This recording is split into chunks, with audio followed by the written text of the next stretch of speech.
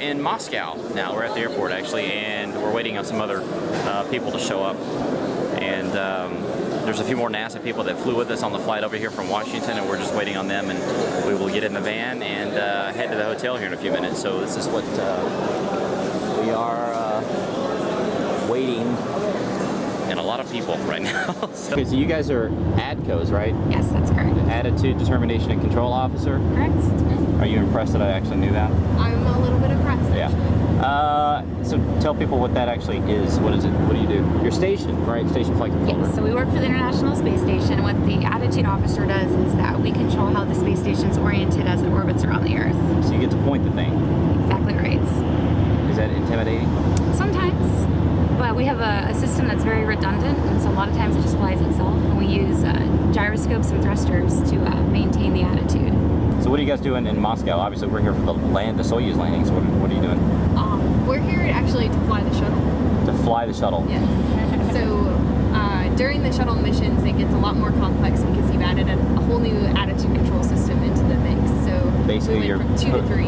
You're putting a big giant weight on the end of the station. Exactly. Right? And so with all of the changes that happen on a day-to-day basis with shuttle missions, we find it's easier to talk face-to-face with our Russian counterparts as opposed to working directly over the phones or over the loops through interpreters. Because there's a lot of coordination that has to go on between our team in Houston and the team here in Moscow. There's a lot of coordination. So we spend most of our days going back and forth, making sure that everyone is on the same page for the attitude plan for every day, and when thrusters are allowed and when they're not allowed, because some events actually cannot use thrusters because you can damage the spacecraft. Yeah. And of course, we got a Soyuz undocking during this whole thing too, right? And that's a whole new process. It's something we've never done before, so we're kind of paving new territory with this one. But we'll do it flawlessly. It's going to be fine. It's going to be beautiful. It's going to be flawless, isn't it? Make it look easy. All right, where are we heading? We're going to the ESA office in Moscow. The European Space Agency. Correct. Usually this is our landing team meeting, right? Where Right, we talk our landing about team face-to-face, where we get together all the folks that are going to go out on the helos, plus those of us supporting here from Moscow, all get together, tag up, and discuss what needs to happen and when. And usually we've got this at the NASA office here, but we are guests of ESA today because they have a big conference room, right? They have a big conference room, and they have their own chef. Oh, that's nice. Should have good weather to depart there later that evening as well. There'll be a cold front with some showers and thunderstorms between Arctic and Kostanai. You might have to pick your way around some of that on the way out. Probably not enough to make it really muddy over there, but some of the ground may be just a bit damp in some spots. If you happen to land very soon after the spacecraft lands, you see the little antennas, this flashing light beacon and combined HF-VHF antenna.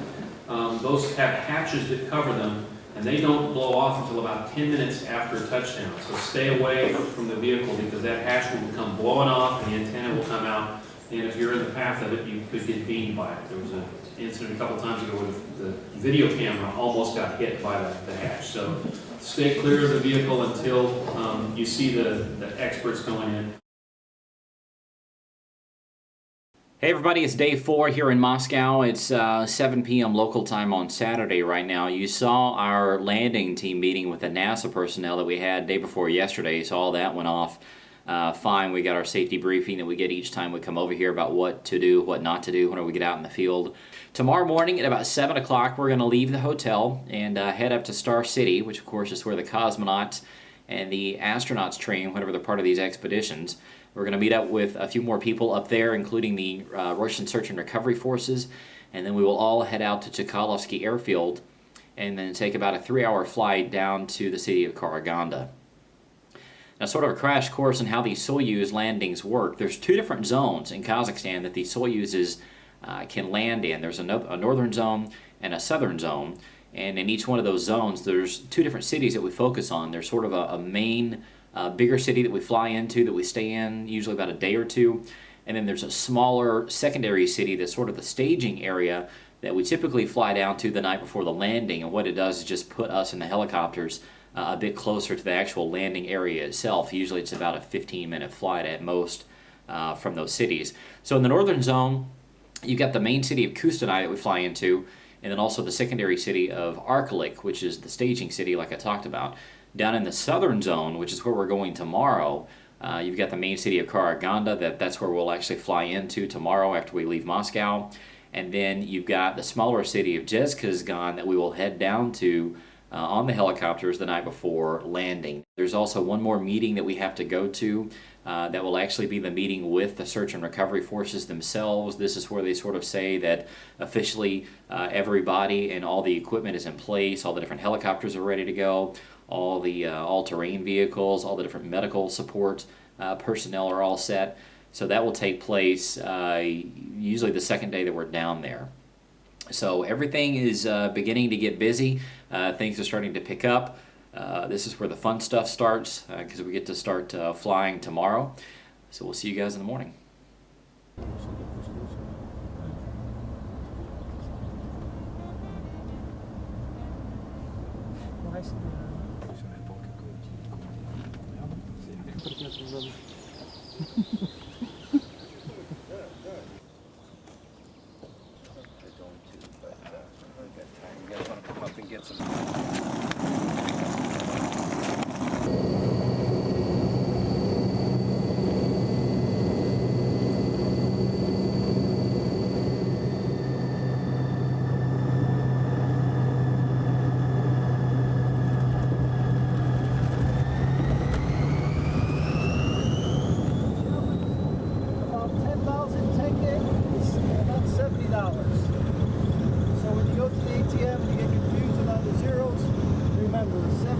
Is about 10,000 tickets.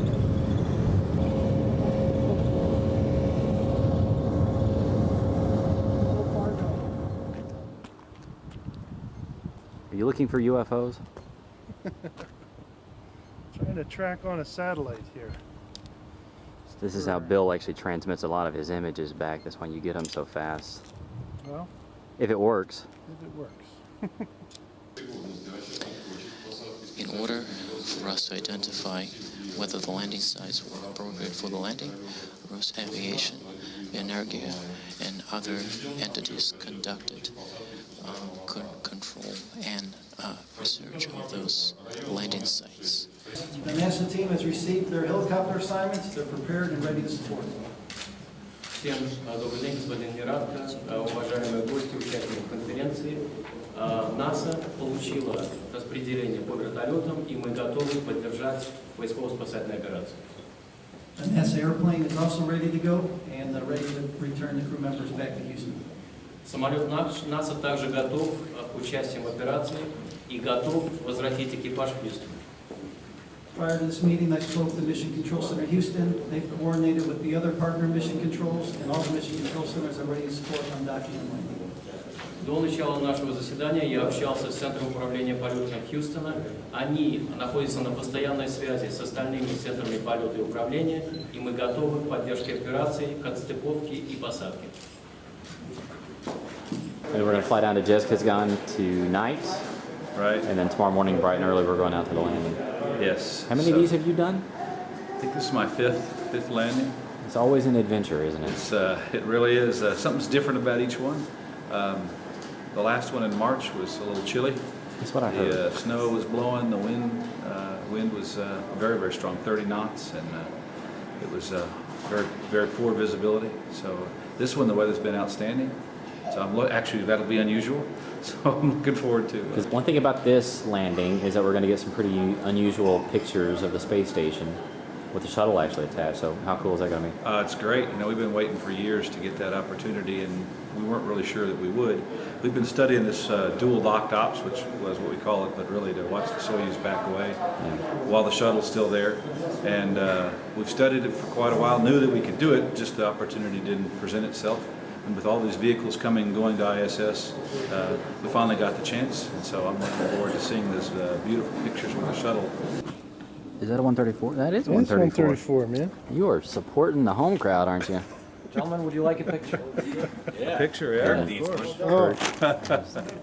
Kirk has a gigantic bag. What's in that? What's in this? I could tell you, but I'd have to kill you. So you're staying behind while we go tromp around? I am. I'm going to stay here at the lovely Cosmonaut Hotel in Karaganda by the sea. It's a nice hotel. It's a beautiful hotel. They have good food. They've got great food here. So how long have you been the DOR now? Since January of 2010. Has it been over a year already? That is, I'm sorry, how long? A year? That's a year? It's a year. Yeah, it's been over a year. It's been almost a year and a half. Are you enjoying it? Yeah, having a really good time. So you're speaking Russian pretty fluently now, aren't you? Нет. That means But the no. kids are. Yeah. The kids are doing really well. I kind of get by and practice a little bit. I'm not afraid to make a fool of myself, which is a very important trait when you're over here trying to speak Russian. Otherwise, you'll never venture out. But the kids are in Russian school, so they've been like in immersion, and they're almost fluent now. Adapting like crazy. Yeah. It's embarrassing when your 7-year-old, almost 7-year-old's correcting your Cannot speak it. You haven't asked. What did you say? Yeah, and she goes, I can't tell you. I can't help you.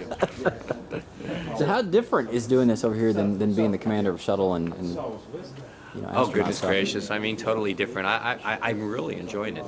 I know people think that all astronauts want to do is fly all the time, which maybe for some is true, but I mean, I enjoy a change of pace. And it's really a great environment for the family, and it's special to go ahead and do this. And it's really a lot of fun to go ahead and watch all the astronauts that are coming out for training as they go through their flows, to get them out the door, to get them down the bike in order to watch them launch, to watch them when they come back after their landings, and it's a really rewarding thing. And especially, in the office, it's always been the case where you're used to seeing a certain group of astronauts because of how your jobs all line up. And so there's a whole other group of astronauts that you barely see. And so now I'm seeing a lot of the folks that I normally wouldn't see that much of as they go through the station flow. And so I get to spend more time with them, so it's been really a lot of fun. Because the training flow is like, what, 2 years? It's about 2 years. Yeah, pretty close to doing that, but between when they start their language training for immersion and they start coming, because there's a lot of travel, especially for those that are going through as left-seaters in the Soyuz, because there's so much more additional training to get them ready to fly the vehicle. So some of them spend a long, long time out in Russia.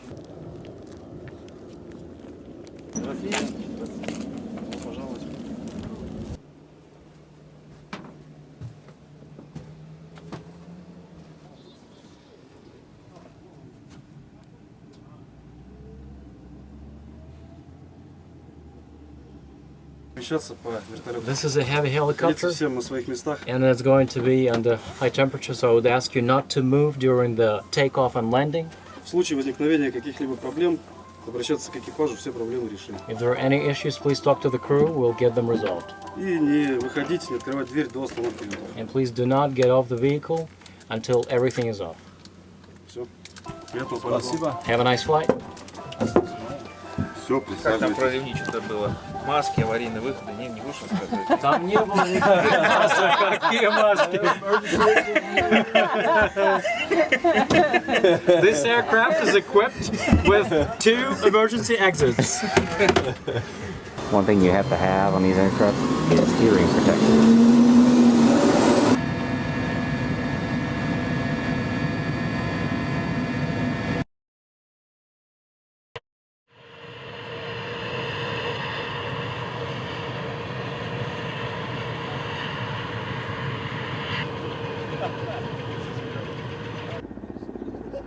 So there's our ride for today. This is the Russian Mi-8 helicopter. There's going to be, I think, 12 supporting the landing today.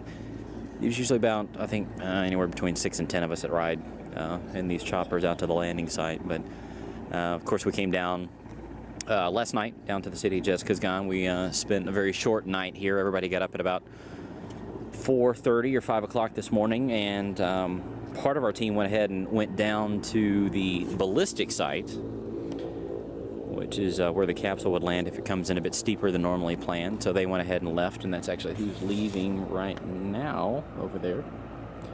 So they're going to take off, and then we're going to be airborne usually around the time that we get confirmation that the deorbit burn has taken place. So everything's pretty much ready to go. It's actually a nice day out here. It can get pretty cold out here in Kazakhstan, but today I think it's supposed to be in the 70s, and everything's all set. All right, Steve Hart, you are Katie's flight surgeon. So they say. So exactly how many pounds of supplies are you having to carry? I try not to think about it. It's probably only about 35. Now, talk a little bit about what exactly you guys will do once the landing takes place. You go through and you check the crew just to make sure they're feeling okay. Yeah. Ideally, our job is Maytag repairman-ish in that we're able to just stand back and observe the crew member. The Russians are very thorough in what they do as far as immediately taking care of folks, monitoring blood pressure and pulses and such. And I'm happy if I can just stand back and eyeball my crew member and see that she's doing well. And if I need to get involved, I mean, typically that doesn't happen until we get into the tent, because that's when the suit comes off and we're able to do a more thorough assessment. And if we need to use medications, usually injections of Phenergan, medications like that for anti-nausea, or if it gets more involved, then we end up having to put in IVs for fluid support. And in general, that's if it's been a safe nominal landing, that's all we're up against. So. How hard is it actually to diagnose a patient that's actually up in space? I mean, you can't actually, see them, touch them, like a normal doctor would. So what kind of challenges is that? It's very difficult in the ways that doctors are usually trained.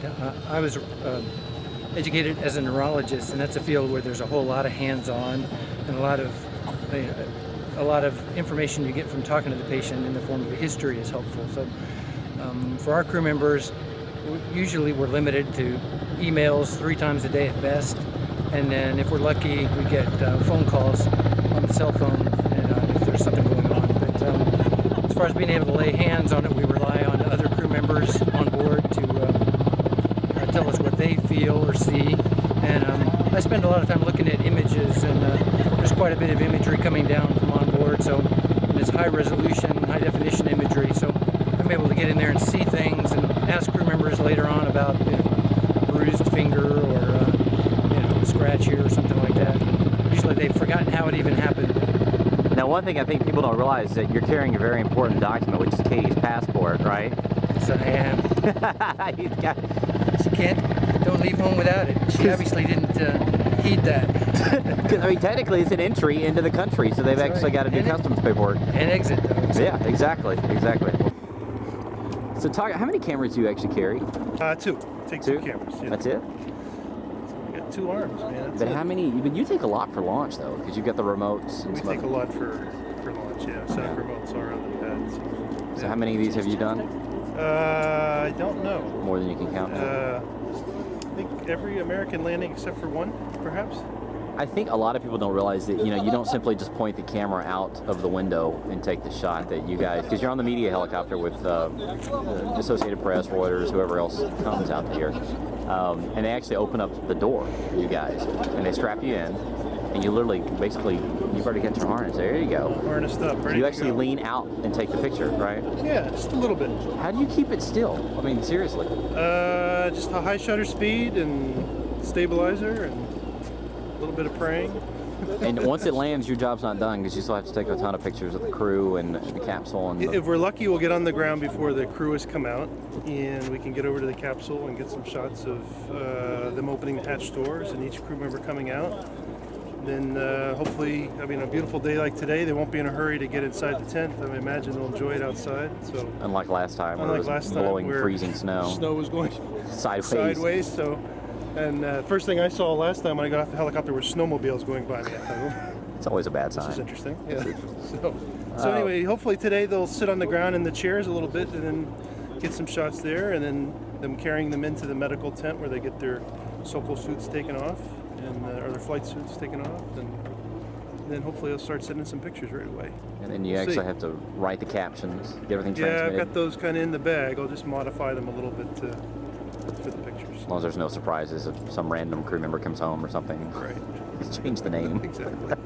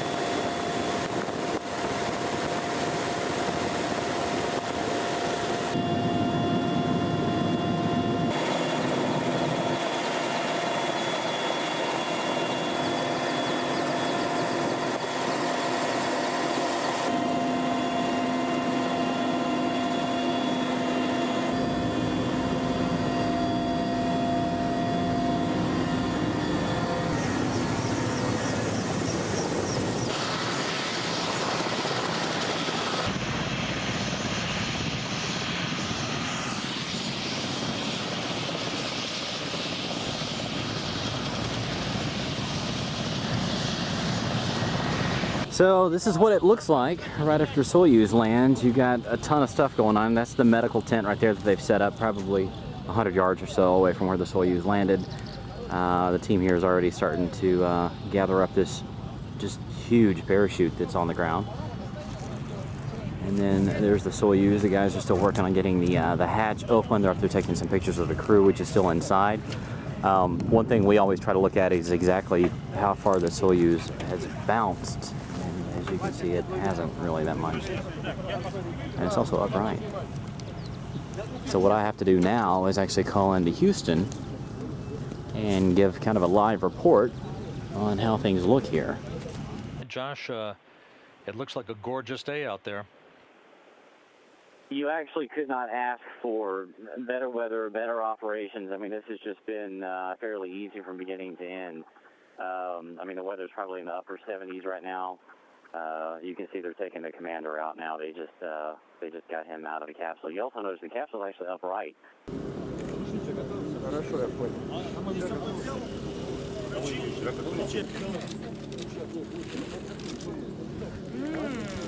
Beautiful.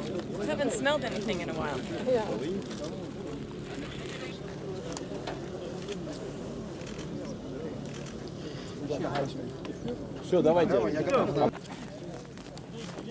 They're moving the crew into the medical tent now. They were out there for probably 15 minutes. They're moving pretty quick today, so they'll go in there and get the launch suits off, put their flight suits on, and then everybody's going to start getting in their helicopter, and we're going to head back to Karaganda. And that's how you do that. Thing almost crawled up my boot.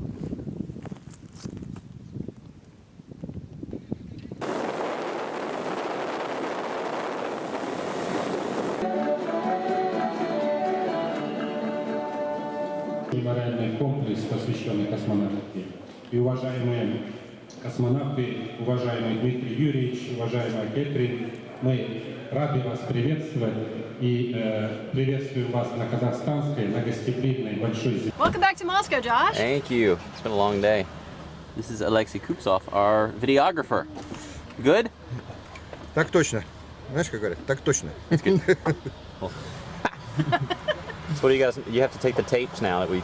Actually, we're not shooting on tapes, we're shooting on digital now. We are at Chkalovsky Airfield, just about an hour northeast of Moscow, where a lot of the NASA and Russian Soyuz landing group have returned from the city of Karaganda, where they landed, actually where they flew into after the Soyuz landed. It was about a 3-hour flight from Karaganda back here.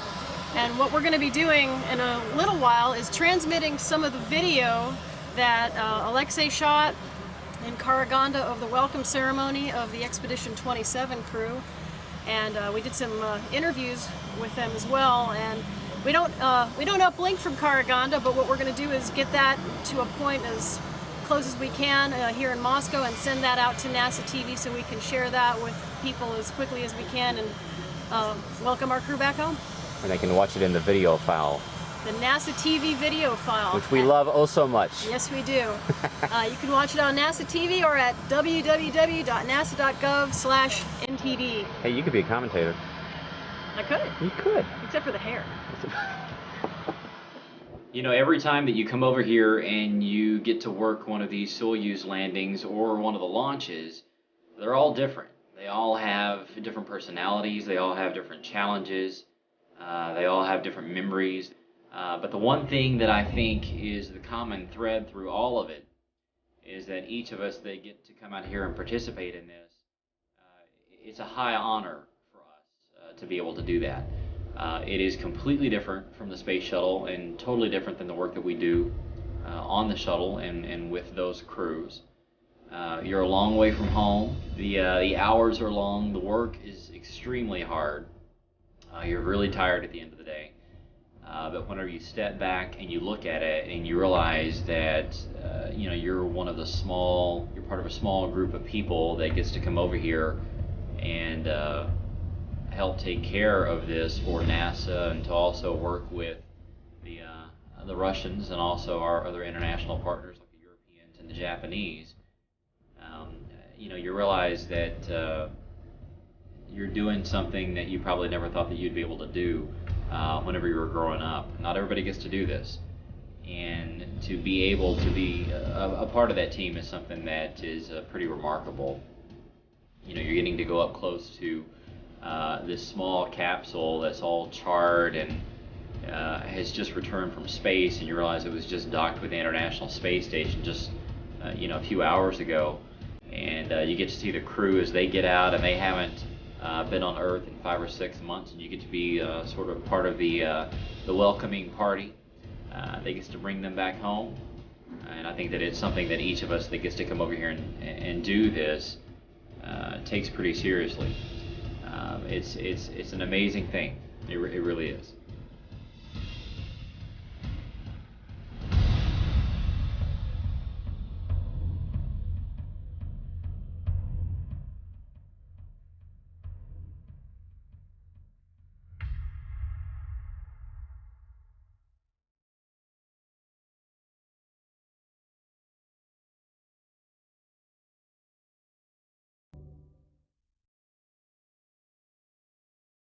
I guess you're about the only person around that doesn't have TV coverage of the scene.